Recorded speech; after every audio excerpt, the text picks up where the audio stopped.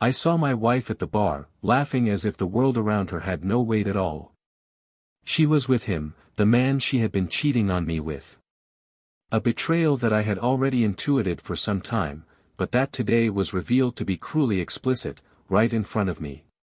When our eyes met, her expression froze, the smile died before it was fully formed, and I knew right then and there that whatever lie she had prepared would no longer work.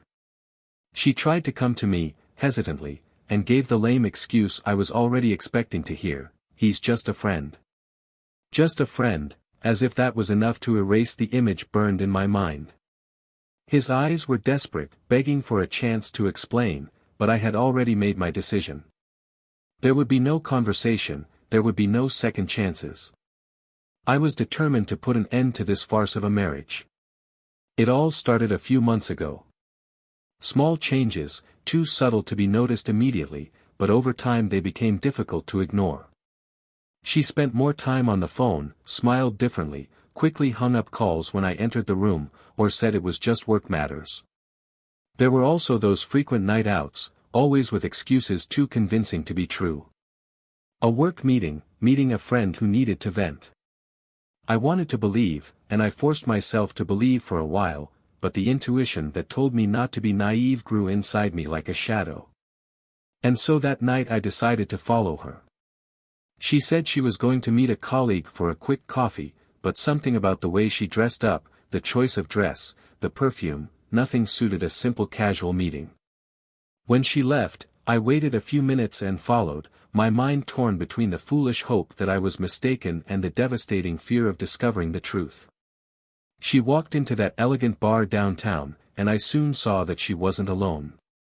He was already there, sitting casually, as if this was the place they were always supposed to be. They were close, too close to be just friends. The way he touched her arm, the way she tilted her head and smiled at him, every detail burned me inside, making it impossible to ignore what was before my eyes. As I watched them from afar, a mix of anger and sadness took over me. The anger of having been deceived, manipulated, and the sadness of realizing that the love we built, or that I believed I had built, had become a blatant lie. I stood there, paralyzed, as every laugh and every touch between them cut like a sharp blade. That night was the beginning of the end. And the end came quickly. The next morning, still in the heat of my grief, I confronted her. "So, that's it?" I asked, and she tried to deny it, tried to say that I was imagining things, that I was exaggerating. But her words sounded empty, without conviction, and I knew she had been caught. "There's no point in lying. I saw you. I saw how he looks at you, and I saw how you respond. There's nothing more you can say to change that." She cried, said it was a mistake, that she didn't know what she was doing. That I was confused, lost, that I didn't want to lose myself. Words that might have worked if I still believed anything she said. But I no longer believed it. My heart, once full of love and trust, was now just an empty space, corroded by betrayal. And that's when things started to change unexpectedly. From the moment I decided that divorce was the only way, I wanted to do everything right, fairly, even if there was no justice in what she had done to me. But as I laid the groundwork for the breakup, as I picked up the pieces to move away from that toxic relationship, something sinister emerged on her side. I discovered, almost by chance, that her lover was not just any man.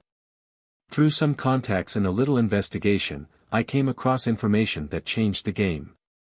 He was involved in something much darker, something that went far beyond an extramarital affair. Money laundering, illegal operations, an underworld that I never imagined would touch my life.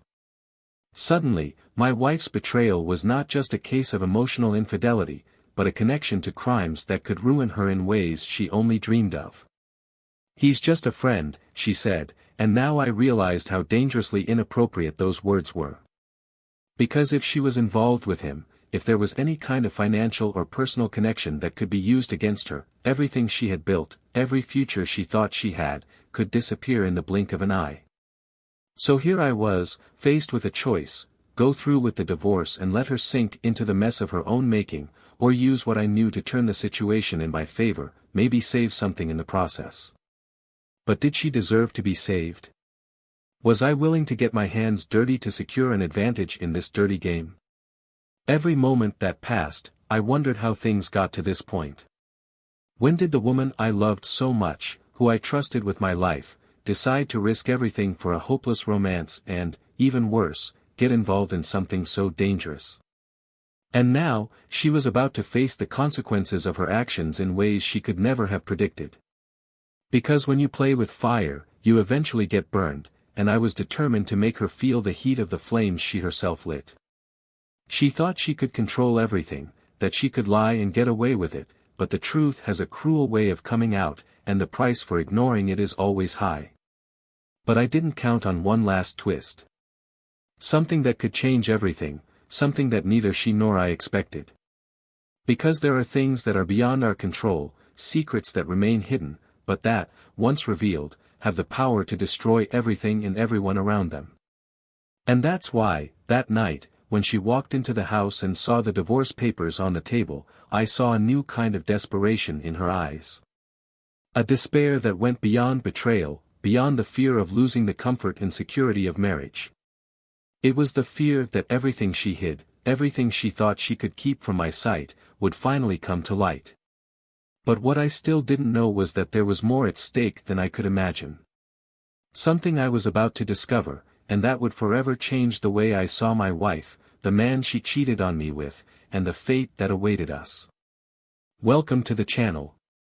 Here, we do not support any type of betrayal.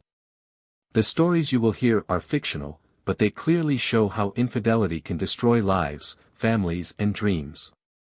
Our goal is to reveal the dark side of bad choices and their inevitable consequences. Get ready for a shocking story, full of twists and intense emotions. Good story. James has always been a methodical man. At 38 years old, his life revolved around a well-planned and stable routine, something he considered an achievement. After years of working hard, he managed to establish himself as an operations manager in a logistics company, a position that guaranteed him a good salary and the security he had always sought. He was the type who came home at the same time every day, liked to plan his meals for the week and believed that the secret to a lasting marriage was predictability and consistency. Maybe that's why, when he looked at Sarah, his wife, he always felt like he had made the right choice. Sarah was 35 years old and was everything James admired, intelligent, charming and, at the same time, with a sweetness that contrasted with her vibrant energy. She worked as an interior designer, a profession that allowed her to express her creativity and made her feel fulfilled. Unlike James, who liked things organized and predictable, Sarah was spontaneous. He liked to try new restaurants, got lost in bookstores for hours, and didn't hesitate to make last-minute plans. Maybe that was the reason their marriage worked, where one was firm and stable, the other was light and impulsive, a complementarity that, in everyone's eyes, made them a perfect couple. The two met in a cafe. James had just gotten out of a stressful meeting, and Sarah was there, sitting at the next table, doodling in her sketchbook. The conversation started by chance, when he offered to help pick up a napkin she had dropped. A simple gesture that turned into a meeting lasting several hours, as if neither of them wanted that moment to end. Since then, everything between them seemed easy and natural. The relationship progressed quickly, and within 2 years they were married. James loved the way Sarah could bring color and movement to her dull, calculated life, while Sarah felt secure in the stability James offered. Over the years, the couple built a comfortable life. They bought a house in a quiet neighborhood and decorated each room together, mixing Sarah's styles with James's practicality. The house reflected an almost perfect balance between them. On the walls, photos of travel, laughter and unforgettable moments, silent witnesses of a love that seemed genuine. For James, every detail there was proof that his life was on the right path. But for Sarah, things had started to change. What was once exciting and full of new things began to feel like an endless routine. James remained methodical and predictable, and although she appreciated that in some ways, there were times when she missed the spontaneity that used to define her life. She found herself thinking more and more about how repetitive, almost suffocating, things had become, and the idea of always being the perfect wife, living a perfect life, began to take a toll. Still, she blamed herself for these thoughts. After all, James was good to her. He never raised his voice, never treated her disrespectfully, and always did his best to make her feel loved. So why did she sometimes feel like something was missing? Sarah's doubts began to arise silently, without fanfare, during the most ordinary days.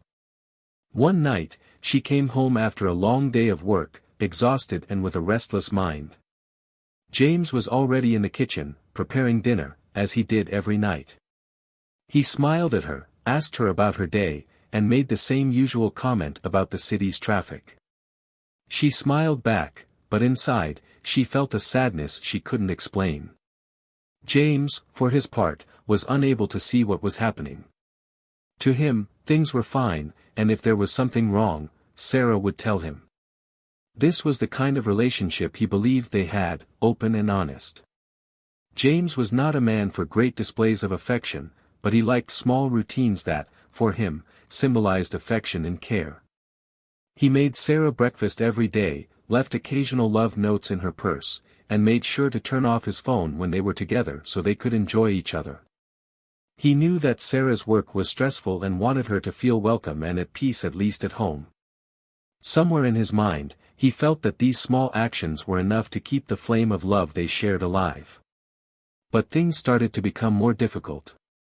Sarah began arriving late more frequently, citing projects that required overtime.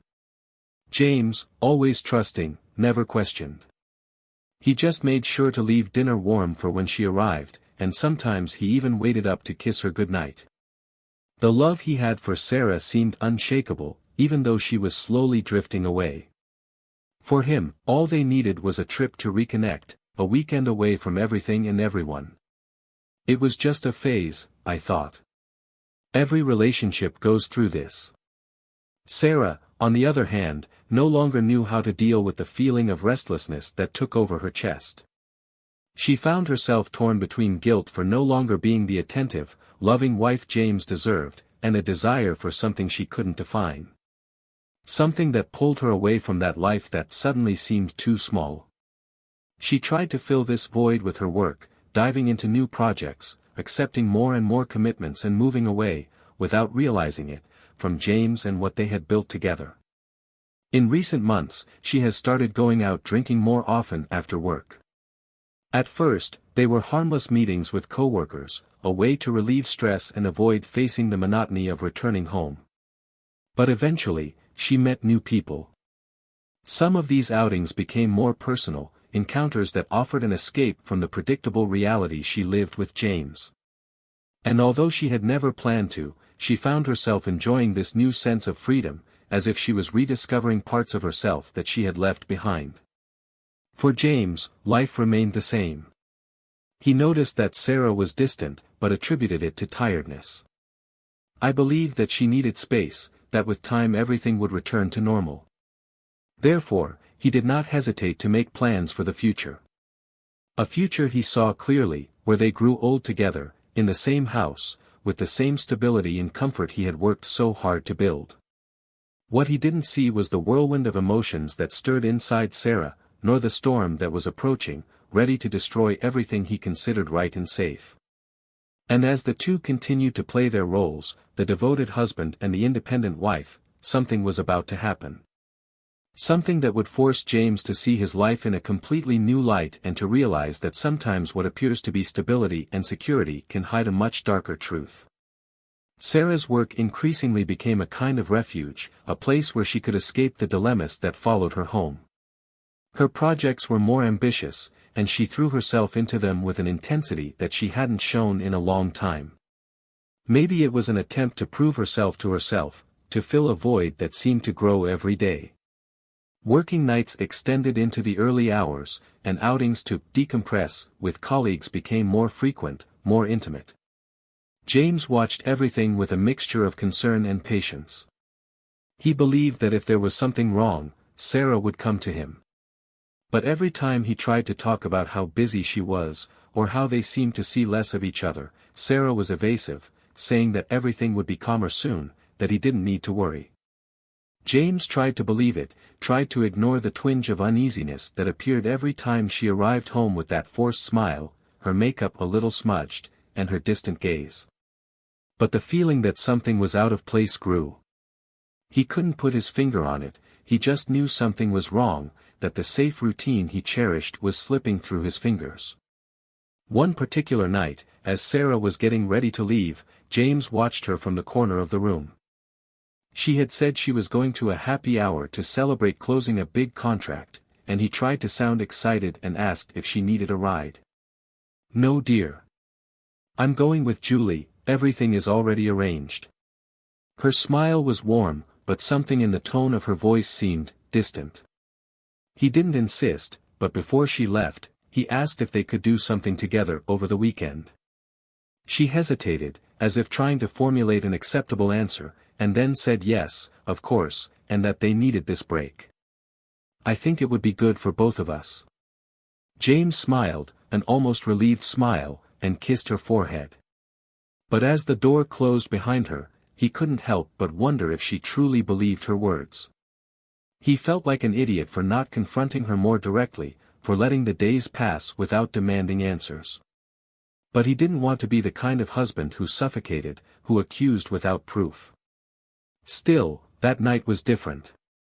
When she left, James took out his cell phone and, almost on impulse, opened the tracking app they had installed years ago when Sarah had her car stolen. He hesitated for a few seconds before activating the tracker, as if he knew he was about to cross a line from which he could not return. But he did it anyway. The location showed a bar downtown, an elegant and modern place that they rarely frequented. James knew this wasn't the kind of place for a casual happy hour with coworkers, but he tried to calm his thoughts and focus on something else. However, his uneasiness was stronger, and, without realizing it, he was already picking up the car keys, determined to go there and see for himself. Maybe I'm exaggerating, he thought as he drove, but part of him already knew he was about to face a truth he had avoided for a long time. When he arrived, he parked on a corner and entered the bar. The music was loud, the lights were soft and elegant, creating an atmosphere that seemed to have been designed to hide secrets. James looked around, looking for Sarah among the tables, feeling his heart beat faster with each step he took. And then he saw her. Sitting at a table at the back of the room, facing a man he had never seen before. She was leaning forward, her arms resting on the table, as if everything else in the world had disappeared. James felt a knot in his stomach when he saw the way she smiled at him, the sparkle in her eyes that seemed to have disappeared when she was home. The man touched her hand, and Sarah didn't flinch. Instead, she smiled and let his fingers intertwine with hers. At that moment, James realized it wasn't just a casual touch, it was a gesture of intimacy, a reflection of something that had grown without him realizing it. He stood still, watching, as a feeling of emptiness began to spread throughout his body. It was as if the world around him had gone silent, the voices muffled, the music distant. James knew there was something there that couldn't be explained away with excuses, and the certainty of betrayal fell on him like a sledgehammer. He wanted to turn his back and walk away, pretend he had never seen anything, but he knew he couldn't live with the doubt. So he decided to wait. After a while, the man got up and went to the bar to get more drinks, leaving Sarah alone at the table. James saw his chance and approached, trying to maintain the calm he knew he didn't feel. When Sarah saw him, her face turned pale. She tried to hide her surprise, but the truth was too obvious to hide. "James, what are you doing here?" he asked, forcing a nervous smile. James didn't respond right away. He looked at her, trying to find some trace of the woman he had married, but all he saw was a stranger, someone he could no longer recognize. "I should be the one to ask that," he replied, his voice low and contained, but full of pain. "So, is it like this? Do you think I'm an idiot, that I don't see what's going on?" Sarah tried to stammer out an excuse, but James wouldn't listen. Everything seemed to fall apart inside him, and he knew that no matter how hard she tried, there wouldn't be enough excuses to erase what he had just seen. "Are you going to go back to the table with that man and pretend I'm not here?" he asked, almost like a challenge. "Or will you have the decency to tell me the truth?" She hesitated for a moment, as if struggling to find the right words. But before he could respond, the man returned, carrying the drinks. He looked from Sarah to James, clearly confused, and then he understood. It was as if the tension in the air became palpable, suffocating. "Sarah, who is he?" he asked, trying to sound unconcerned, but the hesitation in his voice betrayed his insecurity. James didn't need anything else. "I'm her husband," he said, and the words cut through the silence like a blade. "And now I finally know the truth." James couldn't sleep. After the confrontation in the bar, he spent the entire night awake, staring at the ceiling, while tumultuous thoughts danced in his mind. He didn't know how to deal with the weight of Sarah's betrayal, didn't know how to process the pain that was spreading through his chest like poison. There were moments when he wanted to believe that this was a nightmare, that when he closed his eyes and opened them again, everything would return to normal. But reality was merciless, and he could not escape. Sarah returned home hours later, in silence. The attempt to explain the inexplicable in the bar had failed miserably. She tried to follow him when he left, but James simply ignored her and walked away, leaving her alone with her lover, the unspoken words hanging in the air like a sentence. When she walked through the door, she tried to start a conversation, but James walked away, cold and distant, unable to look at her without feeling a mix of anger and overwhelming sadness. The next day was an endless drag of minutes. Sarah was restless, pacing back and forth around the house, trying to find the courage to talk to James, to give an explanation that she herself knew didn't exist. She was wrong, and she knew it, but the truth was that her relationship with her lover was not as simple as it seemed. There was a bigger secret she was desperately trying to hide, a secret that could devastate not just her marriage, but everything she knew. When James returned from work, the atmosphere between them was unbearable.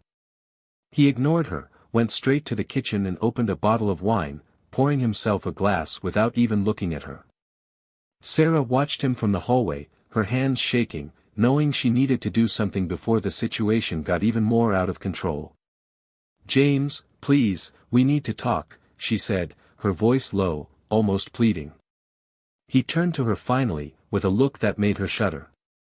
There was a mix of tiredness and disappointment in his eyes, an expression of someone who was losing a battle he didn't even want to fight. "Conversation." "Sarah, what else can you say?" "I've seen everything I needed to see," he replied, his voice thick with bitterness. "Do you have any idea how much this destroyed me? How hard did I try to ignore what was in front of me, only to discover that I was the idiot in the story?" She took a step forward, tears threatening to spill from her eyes. "I'm very sorry. I know nothing I say will fix what I did, but it's not that simple, James. There's more going on." "Ah, of course there is more.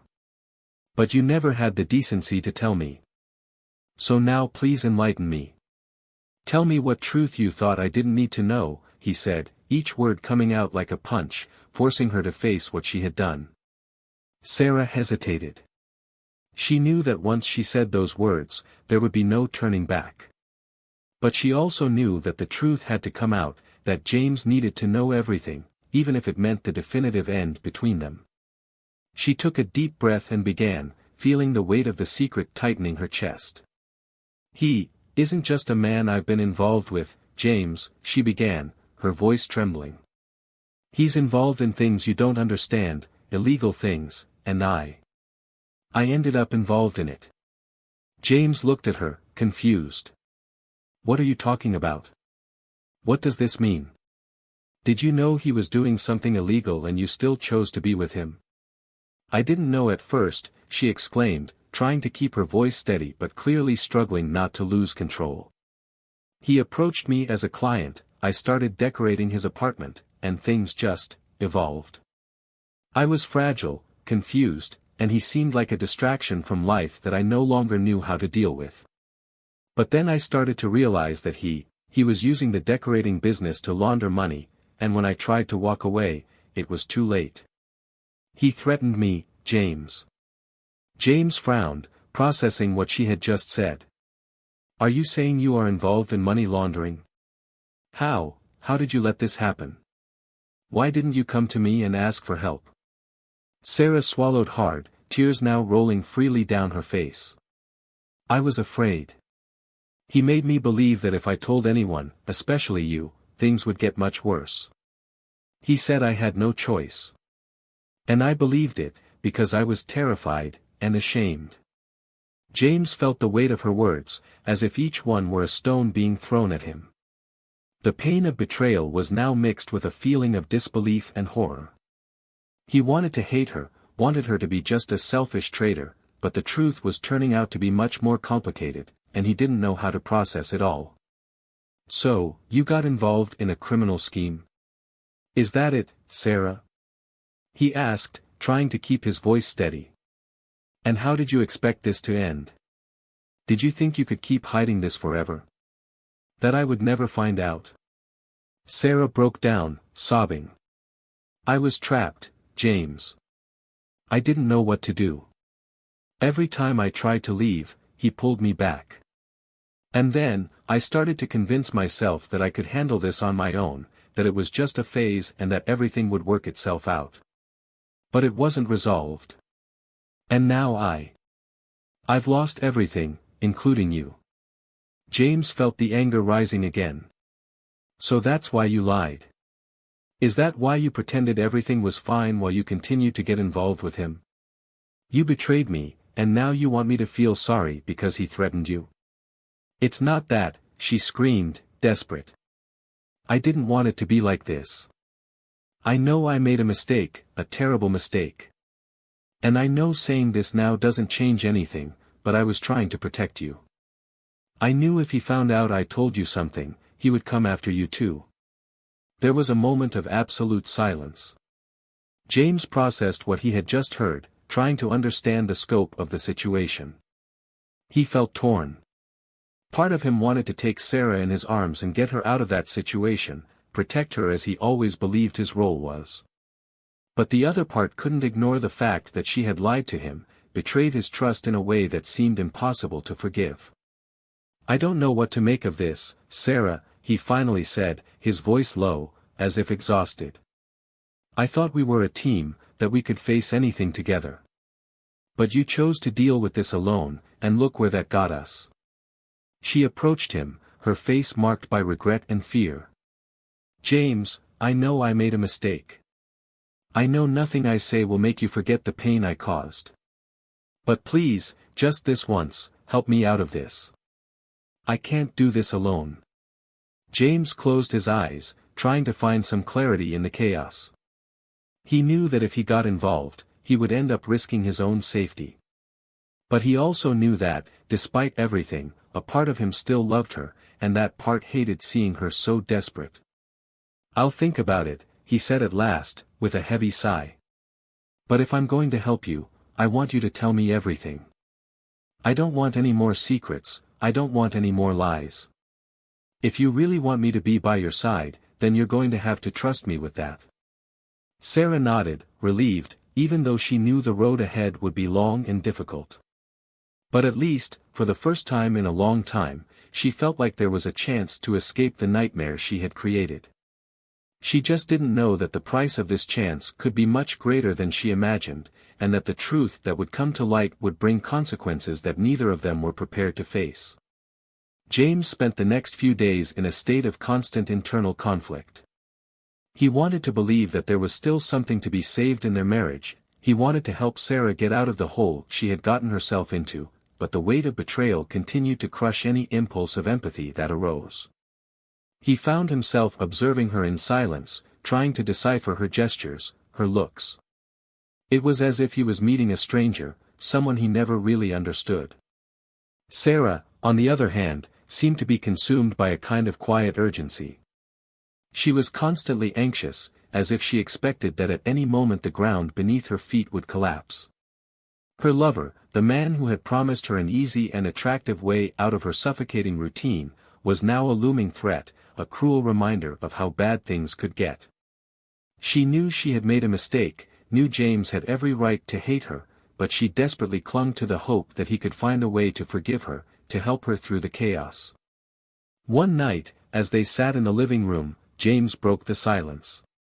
He had spent the day thinking about what to do, trying to find some logic in the storm.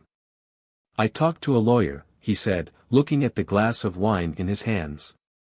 Sarah tensed, her eyes wide. "It's not for divorce," he continued, realizing the panic he had caused.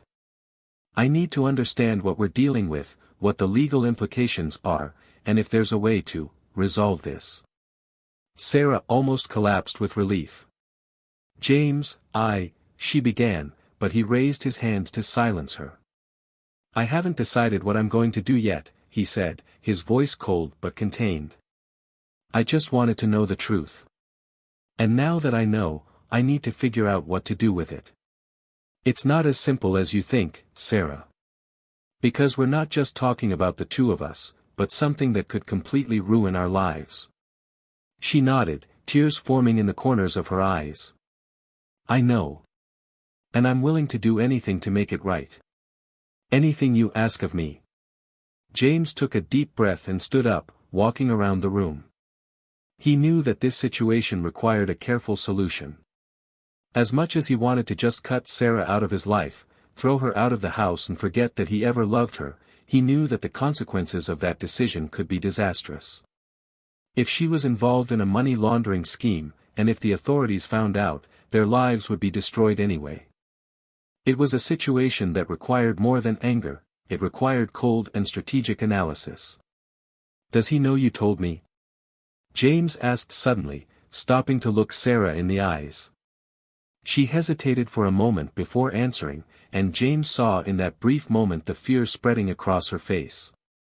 "No. I didn't say anything to him," she finally replied. "But he is smart. If I pull away suddenly, he'll know something is wrong. He will be suspicious. And if he gets suspicious, what happens?" James asked, his expression hardening. He needed to understand the real danger they were facing. "Does he threaten you, threaten me, or worse?" Sarah looked down, unable to bear the weight of James' questions. "I don't know. He said I can't get out of this so easily. That if I tried, he would make sure I regret it." She trembled, remembering the veiled threats he made, always with that calm and confident smile, as if he had absolute control over her. "But I never thought things would get to this point." James ran a hand through his hair in frustration. He knew they were treading on dangerous ground, and that any false move could destroy not only Sarah, but him as well. And that was the part that tormented him. As much as he wanted to see Sarah pay for what she had done, he couldn't ignore the fact that his own safety and stability were at risk. They were all in the same boat, a boat that was about to sink. "I need you to do something for me, Sarah," James said, finally stopping pacing and facing her. "I want you to finish this. Find a way to get away from him without arousing suspicion. Because if he gets suspicious, I'll go after him, and I won't stop until this situation ends. And I promise you, he won't like how this ends."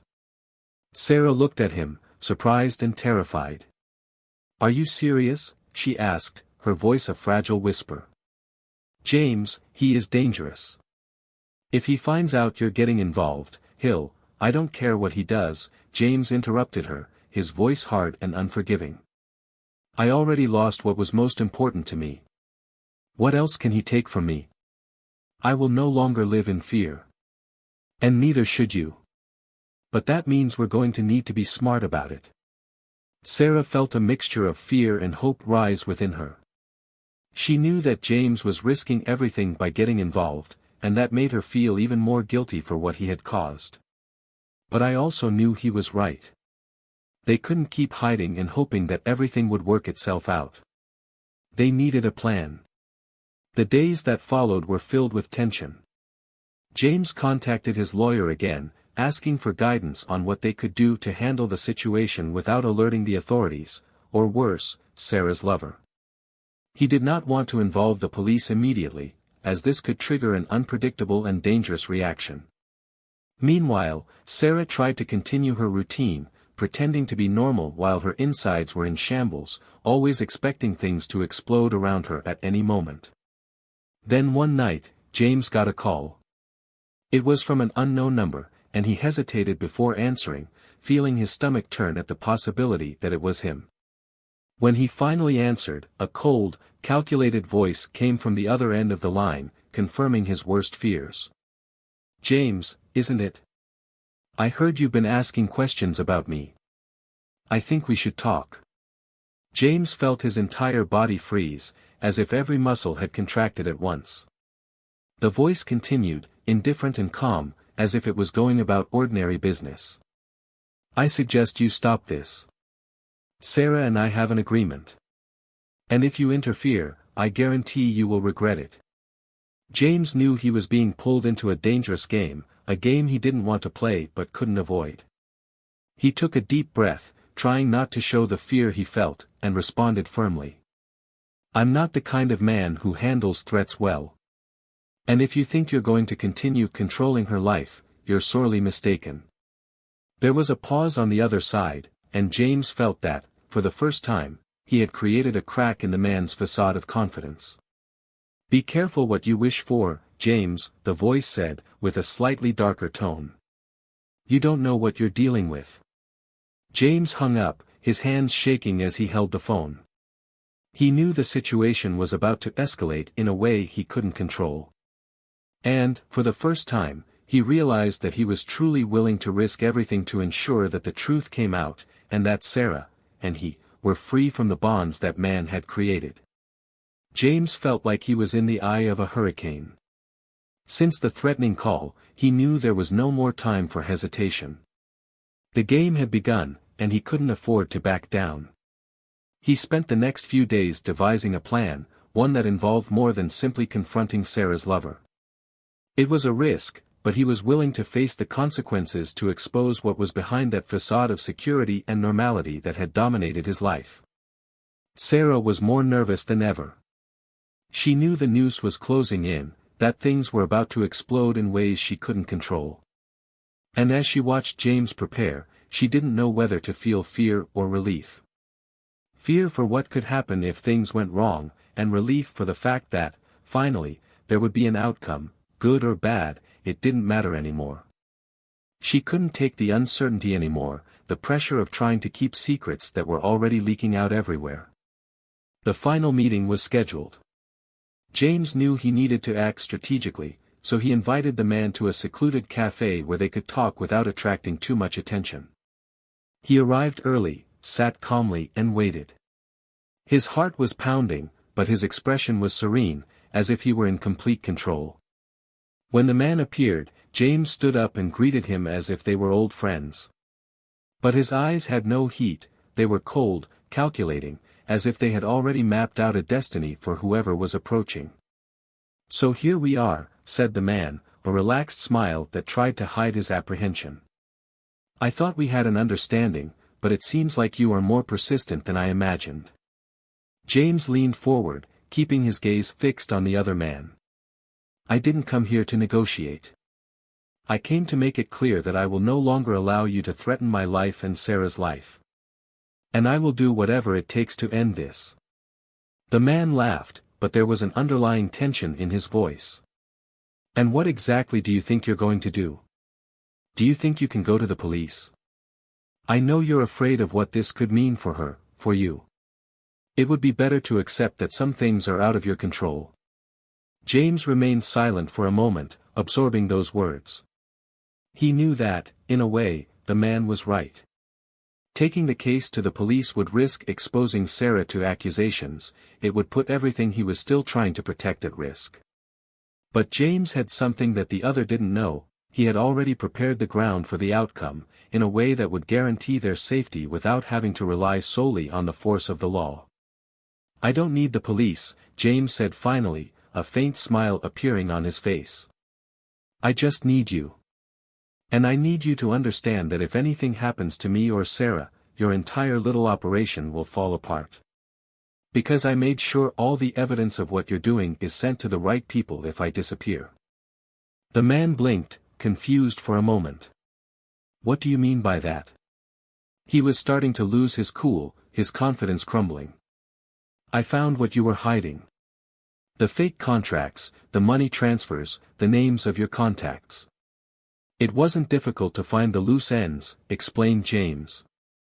"You were careful, but not careful enough. I have proof of everything, and it's kept in a safe place.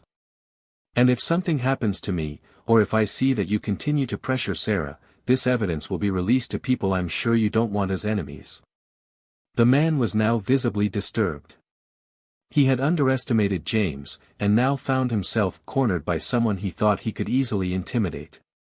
"You're bluffing," he said, trying to maintain his composure, but James saw the fear in his eyes. "Do you really want to risk it?" James replied calmly, looking straight at him. "If I were you, I would think twice before continuing this charade. If you're smart, you'll leave this town and disappear before anyone comes looking for you." There was a long moment of silence, where only the sound of cups being placed on distant tables filled the air. The man finally looked down. He knew he was defeated, and the anger was visible in his clenched fists. But he also knew that if he tried anything, it could be the end of everything for him. "Okay," he said, standing up. "But know that you and she will have to live with this for the rest of your lives. Remember that things don't end just because you think you win. There are always consequences." James didn't respond, just watched as the man left the cafe, disappearing through the door like a shadow that finally dissipated. He knew there were still risks, that the threat could return in some form, but he felt that, for the first time, he had taken a step in the right direction. "And, above all, I had decided that I would no longer live in fear."